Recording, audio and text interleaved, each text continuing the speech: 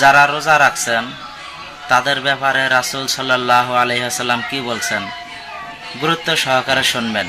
নবী সাল্লাল্লাহু আলাইহি ওয়াসাল্লাম বলেছেন, মান সামা রমাজানা ঈমানান ওয়া ইহতিসাবা খারাজা মিন যুনুবিহি কায়াউমিন ওয়ালাদাতহু উম্মুহু ওয়া ফি রাওয়ায়াতিন মান সামা রমাজানা আউওয়ালাহু ইলা আখিরিহি খারাজা মিন যুনুবিহি কায়াউমিন ওয়ালাদাতহু উম্মুহু। সুবহানাল্লাহ।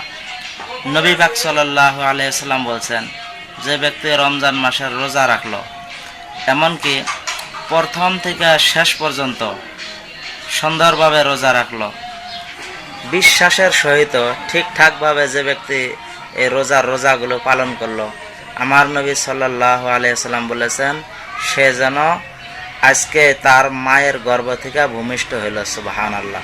মানে উদাহরণস্বরূপ বলছে কি, যে আজকে যদি একটি সন্তান মাতৃগর্ভে থেকে দুনিয়ার বুকে ভূমিষ্ঠ হয়, ওই বাচ্চাটির কি কোনো ধরনের গুনাহ থাকতে পারে? কোনো গুনাহ থাকে না, একবারে মাসুম। তো তদ্রূপ যে ব্যক্তি রমজান মাসে রোজা রাখবে, প্রথম থেকে শেষ পর্যন্ত সব কটা রোজায় যে ব্যক্তি রাখবে, ওই লোকটা ওরকম মাসুম বেগুনাহ হইয়া বাইর হবে। সুবহানাল্লাহ। তো এই রমজান মাসের রোজাগুলো আমাদের সকলের রাখার দরকার, যেহেতু বছরে একবার করে আসে একটা মাস। তাই আমরা সবাই চেষ্টা করবো ইনশাল্লাহ রমজান মাসের রোজাগুলা যথাযথ পালন করার জন্য।